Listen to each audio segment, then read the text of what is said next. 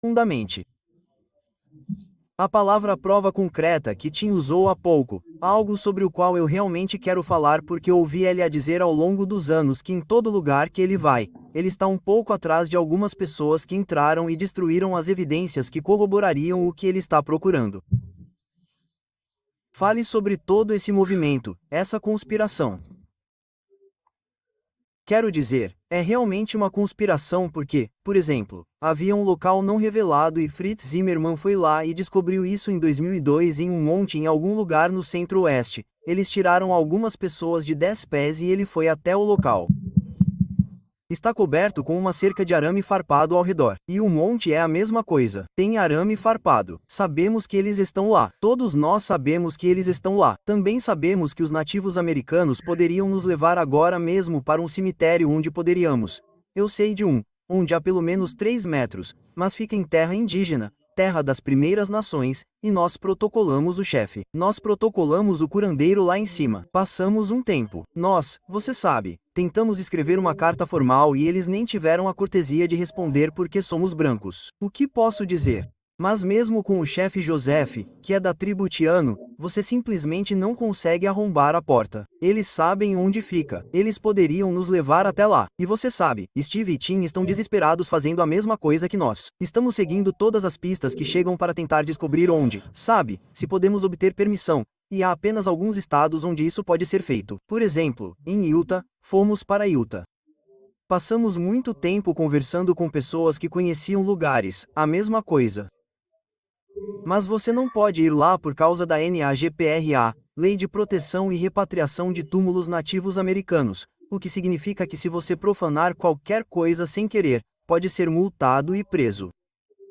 Não é o caso de Ohio, e é por isso que nos concentramos em Ohio, porque em Ohio você pode cavar se o monte estiver em sua propriedade. Você pode, mas se encontrar ossos humanos, precisa chamar o legista. O legista virá e dirá que é antigo. Então a universidade vem e é por isso que temos 2 arqueólogos na equipe, porque sabemos que eles vão querer levar tudo. Vamos lá, não. Esta é a nossa escavação e faremos tudo certo. E é isso. Então, estamos no caminho certo e fomos financiados por uma pessoa em particular, e outras pessoas contribuíram. Mas se algum de vocês estiver ganhando milhões de dólares e quiser ajudar a financiar isso, ótimo, porque custa muito. Eu não pego um centavo do financiamento, mas pago, sabe, passagem aérea e hospedagem. Mas as pessoas que temos são pagas. Agora, assistir Tim em suas explorações em sua série de DVD, e, a propósito, é fenomenal, e eu aprecio isso. Mas, novamente, em seus DVDs, uma das coisas que acho que talvez mais me impressionou foi você realmente documentar o trabalho desse grupo de pessoas tentando destruir as evidências no velho mundo. Fale sobre isso. Bem, em nosso primeiro filme, Tecnologia dos Caídos, eu estava no Peru, com a equipe de filmagem, e enquanto estava lá, ouvi falar sobre relatos históricos de gigantes no Peru. E eu me encontrei com um arqueólogo muito conhecido, de lá é o sobrenome dele, de lá. E ele fala em, Washington DC, e ele é um representante oficial da Sociedade Arqueológica Peruana. E eu me encontrei com ele em Puno, perto do Lago Titicaca. E eu perguntei a ele se havia registros históricos, relatos históricos de gigantes. E quando eu digo históricos, quero dizer que a mesma história da qual derivamos a conquista do Peru. E ele disse que sim. E então ele disse, eu entrarei em contato com você. E alguns dias depois, ele apareceu no meu hotel com um disco e todos os arqueólogos no Peru e historiadores têm acesso à biblioteca histórica. A escavação está toda digitalizada agora no Peru. Mas você também pode, se tiver acesso especial, ir à biblioteca de toda a história da conquista do Peru. Os livros antigos, os livros originais ainda estão lá, mas foram digitalizados e todos os arqueólogos têm acesso a eles. Os arqueólogos de nível universitário. Então ele entrou, fez uma pesquisa para mim e voltou, me dando este disco. E nele estavam todos esses documentos dos cronistas mais famosos: Bernabe, Cobo, Antônio de La Calancha, todos os personagens principais. E ele destacou muitos dos casos em que esses caras estão falando sobre gigantes. Claro, Todos esses casos foram retirados dos livros de história, mas eles estão lá. Literalmente, você terá pedaços de uma história que aparece em todos os principais livros didáticos dos Estados Unidos sobre o mundo, sobre a conquista do Peru. E bem no meio estão essas histórias sobre gigantes, os ossos de gigantes que foram descobertos pelos cronistas, pelos próprios conquistas. Claro, os conquistadores com Francisco Pizarro, quando se mudaram para o Peru e conquistaram o Império Inca, encontraram ossos de gigantes por toda parte. E, de fato, em um caso, se você viu Tecnologia da Queda, falamos sobre essa instância. Piso e alguns de seus homens estavam viajando pelo Peru e chegaram a uma ravina, onde a água havia levado parte da margem do rio. E o que eles descobriram foi um enorme vazamento de um gigante. Uau! E o gigante estava deitado ali. E este era um esqueleto de um gigante, e a cabeça era tão grande. A cabeça, não estamos falando de um osso da canela aleatório ou algo assim. A cabeça era tão grande que os conquistadores enfiaram suas espadas na órbita ocular. Era tão grande que a ponta da lâmina mal tocava a parte de trás do crânio interno. Então você está falando daquele tamanho. Isso está no registro histórico, bem ali, ao lado de todas as outras coisas que entraram nos livros de história. E há dezenas e dezenas de relatos de gigantes. Em um caso, e acredito que isso foi registrado por Antônio de La Calancha, no qual eles eram,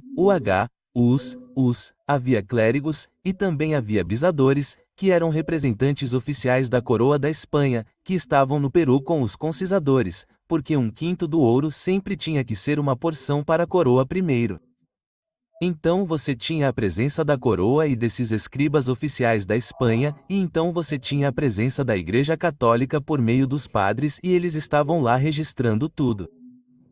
E os padres estavam lá para exterminar a idolatria no Peru, e em um caso eles foram e encontraram, em uma certa área do Peru, encontraram esta caverna. Os nativos estavam adorando algo na caverna e estavam lá para se livrar de todos os ídolos. Então eles entraram na caverna. O que encontraram na caverna? 3 gigantes entronizados, 3 gigantes mortos entronizados, vestidos de cúmbia. Cúmbia é o traje cerimonial dos incas. Inacreditável. 3 gigantes vestidos de cúmbia. Isso está no registro histórico. Os nativos os adoram. E há todos os tipos de cadáveres por aí. Então, aparentemente, eles estão matando em sacrifício humano. E está no registro. O que eles fizeram com isso? Tanto o clero quanto os bisita, os representantes oficiais da Espanha. Eles tiraram os corpos da caverna e os queimaram na aldeia, junto com o resto dos ídolos que os índios adoravam. E por que os índios adoravam os gigantes? Porque eles acreditavam que eles eram seus progenitores divinos nos relatos históricos. As pessoas perguntam, onde estão as provas de gigantes? Por que não há registros históricos? Aspas, eles estão. Eles foram simplesmente retirados dos livros de história. Coisas fascinantes, fascinantes. Agora, há outro aspecto sobre o gigante e eu quero que Elia fale sobre isso porque, havia gigantes que talvez não fossem tão grandes quanto o que Tim estava descrevendo, mas eram pessoas de aparência estranha e Elia fotografou e estudou alguns crânios de aparência estranha que, obviamente, não eram humanos, na minha opinião. Esses são os crânios alongados de Paracos, e há muita confusão na academia porque algumas pessoas acreditam que tudo tem cabeça de berço. E nós demonstramos por nossa pesquisa que, certo, alguns dos crânios têm cabeça de berço. Cabeceira de berço é quando você pega um bebê e amarra a cabeça da criança, e você pode obter um formato de cabeça de cone. Você pode mudar o formato do crânio. O problema é que eu mostrei isso na sexta-feira durante a palestra. Você não pode mover o Foramen Magnum. A coluna vertebral sobe assim e se prende ao crânio, ao centro do crânio. E essa parte ali é chamada de Foramen Magnum. E o Foramen Magnum em todos os crânios de Paraca que vimos está empurrado o mais para trás possível. Se estiver mais para trás, a parte de trás do crânio fica para fora do crânio. Se você se lembra quando mostrei aquela coisa na sexta-feira, para quantos viram aquele clipe, aquele é o crânio enorme dos chongos, sabe? Quero dizer. E temos que lidar com aquela coisa. Foi inacreditável. E quando ela o vira de cabeça para baixo, eu digo, meu Deus, estou exasperada. Está bem no fundo, porque está mesmo. Está bem no fundo do crânio. E isso é genético e não deveria estar lá, mas está lá. E nossa hipótese é que 3.500 anos atrás, quando Josué e Caleb estavam avançando na conquista de Canaã, as tribos Néfilim estavam lá. E, novamente, isso é conjectura. Não sabemos porque ninguém realmente fala sobre isso. Mesmo em obras extrabíblicas, como Joséfo, que fala sobre os Néfilim, cujo semblante é tão grande e diferente de muitos outros e suas vozes são tão terríveis. Mas ele não o faz. Achamos que os In, os Zanzan, os Nephilim, os Raphalim, os animes podem denotar certas características genéticas porque anime significa pescoços longos. Isso significa que, quando você o desmembrado hebraico, significa pescoços longos. Outro termo é os terríveis. Então, isso denota algum tipo de característica genética? E o que descobrimos de quiropráticos, médicos e osteologistas que analisaram o crânio de Paraka e a localização do Famen Magnum? Conjectura-se que talvez essas entidades tivessem pescoços muito maiores. Eles não são gigantes. Eles provavelmente têm 1,80 m de altura. Tanto faz, eles não são gigantes, mas algo está acontecendo aqui, e há diferenças suficientes nos crânios de Paraka. E, a propósito, todas as evidências de DNA que obtivemos até agora, a maioria delas mostra uma ancestralidade do Oriente Médio ou da Europa no DNA mitocondrial, o grupo haplói, que vem do lado da mãe. Não conseguimos obter DNA nuclear, o que é realmente frustrante porque, até obtermos DNA nuclear, não sabemos o que realmente estamos vendo. Mas as mitocôndrias apontam para uma ancestralidade do Oriente Médio ou da Europa que reescreve a história. E imediatamente a academia e a comunidade científica pensam: ah, deve ser contaminação. Ah, eles não sabem o que estão fazendo. Mas eles nunca nos contataram sem perceber que temos um arqueólogo. Trabalhamos com 2 laboratórios. Quero dizer, é científico. Está tudo filmado. Estamos de equipamentos de laboratório, máscaras e luvas duplas. A coisa toda. Não dá para fazer isso. Não dá para coletar amostras melhores do que fizemos, na minha opinião, a menos que você esteja em uma atmosfera estéril. Então, aí está. Para. Onde tudo isso está indo? E, novamente, eu quero responder a perguntas, se houver alguma pergunta aqui que vocês considerem urgentes, em um momento. Para onde isso está indo? Na verdade, muito obrigado. Esta é minha esposa, Doris. D é acento circunflexo é M uma mão a ela, pessoal.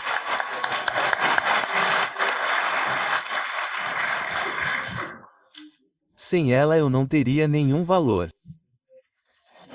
E o Senhor a deu a mim muitos anos atrás. E que bênção! Mas essa é uma questão secundária. Voltando à questão em questão. O que está acontecendo agora? Por que tudo isso está surgindo? Porque claramente foi há 50 anos, tudo estava quieto, mas de repente. Sim, então, o Senhor, eu acho que o Espírito do Senhor está empurrando para abrir isso e revelar. O que vai sair disso? Bem, eu acho que tudo que está oculto será revelado antes do fim. E porque Deus não deixa seu povo sem conhecimento para lidar com o que está acontecendo na terra. E tudo isso tem a ver com, e eu acho que vocês, cavalheiros, concordariam com o engano que está por vir. E então estamos nos antecipando a esse engano com a verdade. E estamos nos antecipando a ele. E todas as nossas pesquisas estão nos levando à mesma realidade, ao mesmo ponto, que é que há uma mentira que foi fabricada e que crescerá com o passar do tempo. E a única defesa contra uma mentira é a verdade. E é isso que nos motiva. E eu acho que tudo tem a ver intrinsecamente com, está tudo conectado com a questão alienígena, os OVNIs, com as abduções, com as outras entidades que supostamente vivem sob a Terra, com o Vaticano.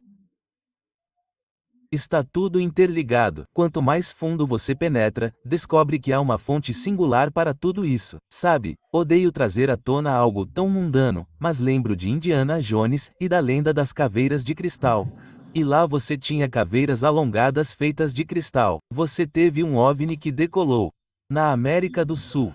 Na América do Sul, e você sabe quem montou isso? O que eles sabiam? Quem escreveu o roteiro? E eles estavam no Peru naquele filme. Bingo! Alguém sabe de algo. E foi deliberado. Chamo isso de uma espécie de lavagem cerebral do público, dando-lhes as boas-vindas ao novo mundo da velha ordem. Perguntas. Eu vi um cavalheiro aqui. Sim, fale alto e claro e tentaremos repetir sua pergunta. Tim, eu vim até você ontem depois disso. Se você e eu perguntássemos se você fosse encontrar os gigantes no sul e eu me deparasse com isso 3. Eles não são lombadas. Eles estão vivos. Sim. E seus gafanhotos em Apocalipse capítulo 9 estão nas Ilhas Salomão. Você vai lá com uma metralhadora? Se eu for lá com uma metralhadora, serei preso imediatamente assim que pousar na ilha. Isso é certo. A questão para aqueles que estão nos assistindo é: essas coisas são reais e vocês devem se proteger delas? Elas são reais? Bem, quero dizer, as Ilhas Salomão são. Todo tipo de coisa estranha está saindo das Ilhas Salomão. A Segunda Guerra Mundial foi crucial. Foi lá que algumas das batalhas mais sangrentas foram travadas no Pacífico contra os japoneses.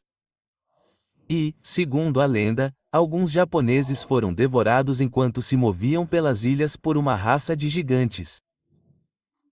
E esses são gigantes parecidos com o pé grande. Eles têm cabelos longos. E há todo tipo de coisa estranha associada a esses seres. E também há os pequenos. Há pequenas criaturas correndo por aí. E há todo tipo de coisa por aí. E em termos de segurança, sempre tentamos providenciar segurança quando podemos. Nem sempre é possível, porque as leis sobre armas, por exemplo, nas Ilhas Salomão são extremamente rígidas, mas tentamos ser inteligentes sobre a maneira como fazemos as coisas, mas talvez um pouco imprudentes, para o seu bem.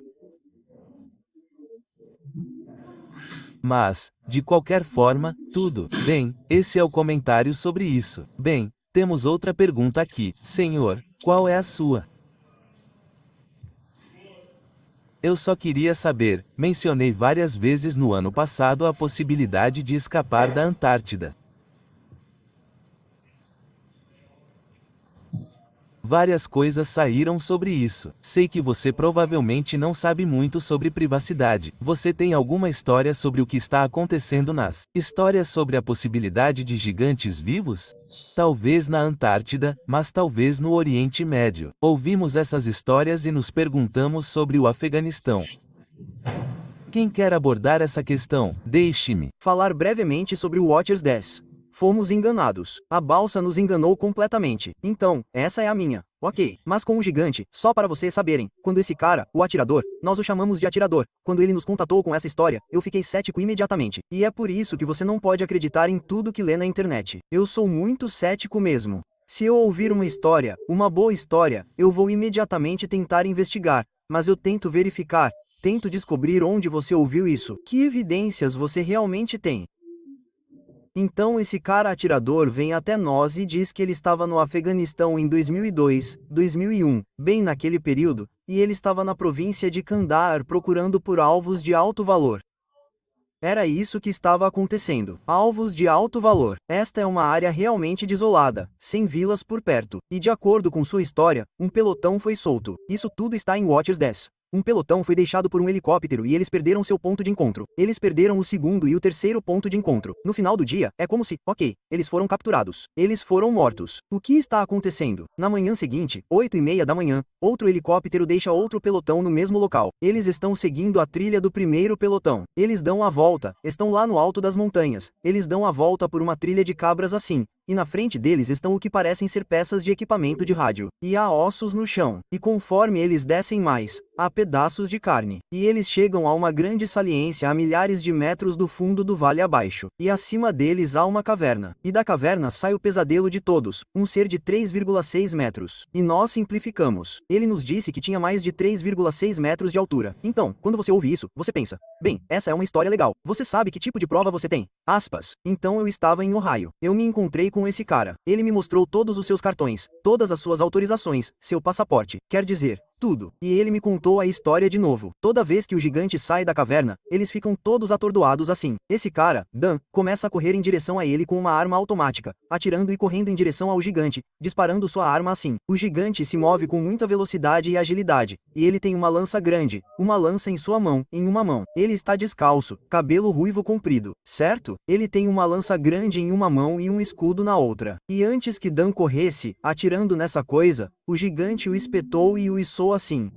e Dan ficou se contorcendo, segurando uma coisa, mas ele ainda estava vivo. Mas, quer dizer, e o gigante estava vindo atrás demais. O atirador disse isso e nesse ponto quando ele conta a história, ele desaba e chora. O atirador começa a chorar. Certo, isso é bem interessante. Não são lágrimas de crocodilo. Ele está realmente chateado com isso. Depois de entrevistar centenas de pessoas, observando a linguagem corporal, é genuíno. É real. Então, para ir direto ao ponto, alguém grita: atire na cabeça dele. Atire na cabeça dele. Aspas. E eles abrem fogo contra o cara. 308S, armas automáticas, o negócio todo. Eles basicamente quase o decapitam. O que é bem interessante porque do maxilar para baixo, não tem nada ali. Eles explodem a parte de baixo da cabeça dele. A coisa cai no chão. Dan sucumbe aos ferimentos e todos ficam atordoados. Eles vão até a caverna onde ficava a caverna. Eles exploraram a caverna? Não sei. O gigante fedia pra caramba, tinha 6 dedos nas mãos e nos pés. E isso levanta muitas questões. Ele tinha 500 anos? Tinha 1000 anos? Tinha 2500 anos? Porque esse é o DNA de um anjo caído misturado com DNA humano. Um verdadeiro Nephilim, na minha opinião. E há outros porque esse não era o mesmo gigante de que Steve falou. E nós colocamos o atirador e o piloto juntos e eles conversaram, e são anos diferentes. E então 2 pessoas vieram até mim em 2 conferências diferentes, na ativa, me contando o mesmo tipo de história, em locais diferentes, em anos diferentes de convocação. Havia um palete no chão. Havia algo muito grande nele. É biológico. E no momento em que o helicóptero pousa, eles são promovidos e recebem uma autorização de segurança diferente. E eu olhei para o cara. Eu disse: era um gigante, não era? E ele simplesmente disse: então é isso.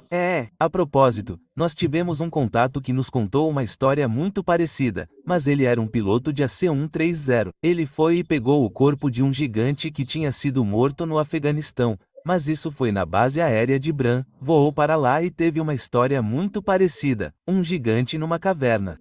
Mas sabemos que era um gigante diferente, porque o nosso piloto, como Elia disse, falou com o cara que o contatou, e não sei se vocês sabem disso. Acho que Steve contou a vocês, o nosso piloto que conhecemos pessoalmente, que veio aos nossos estúdios e vimos todas as suas credenciais e tudo mais. Ele nos disse que o cara com quem Elia estava falando a verdade. Por quê? Porque o nosso piloto havia omitido certos detalhes da história de propósito para investigar qualquer um que viesse falar sobre algo assim. E ele disse que o cara estava falando a verdade. Então, esses são 2 gigantes separados. O que é muito interessante é que eles estão nas cavernas. Por que eles estão nas cavernas? Porque eles estão acessando os túneis, o submundo global.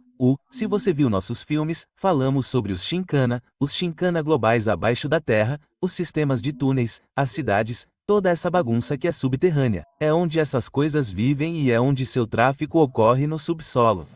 A Bíblia fala de pelo menos 4 espécies diferentes de gigantes, L.A., e você e eu conversamos sobre isso. Você sabe que existem os gigantes de pescoço longo, os Zanzum, os Rafaim e os Amin. E existem várias espécies diferentes de gigantes mencionadas na Bíblia como se fossem pessoas reais nos dias de Abraão. A propósito, e aqui está o que eu queria mostrar a vocês neste momento. Nós lemos sobre a G de Bazã na Bíblia, e o Bazã é a área da massa de terra ao norte e leste do Mar da Galileia, e subindo em direção à Síria. Então, se Og e sua família foram expulsos e foram para o nordeste, talvez eles tenham ido parar no Afeganistão. Acho que é um ponto válido novamente, quando o atirador chega até nós, e você pega carona porque Steve divulgou a história anos antes de termos o atirador e quando divulgamos a história, mesmo em Watchers 10, damos os parabéns a Steve e Gen 6 porque eles foram os primeiros a divulgar essa história. E parece inacreditável, mas espere, há um segundo gigante. Temos o segundo gigante que começa a validar todo o acordo. O que é preocupante para mim é quantos anos essa coisa tem. Quantos anos ela tem? É como eu disse, tem 500, 1000, 2000, 3000 anos. Quando Josué e Caleb, sabemos que havia uma diáspora e é isso que achamos que se estabeleceu no Peru. Essas entidades fugiram do Levante. Algumas vieram para a América do Norte. Não há dúvida sobre isso. As minas de cobre na América do Norte, os Dolmans que acabamos de ver em Montana, que ainda são secretos, esses Dolmans são como se fossem desconhecidos. Acabei de vê-los na semana passada. Entrei em contato com a pessoa que está descobrindo, é tudo segredo. Está tudo em terra indígena. Essas pedras chegam até o teto. E no topo dessas 2 pedras enormes há uma cruz. Olá!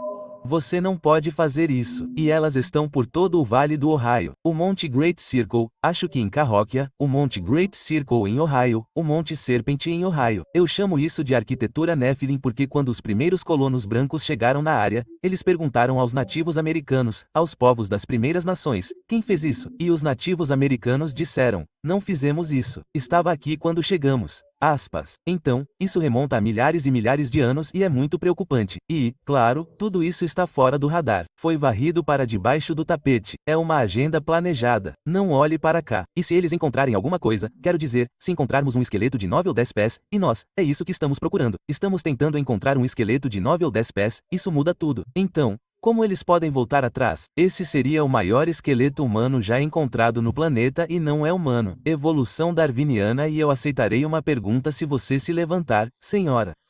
A evolução darwiniana tem uma agenda. O ensinamento da evolução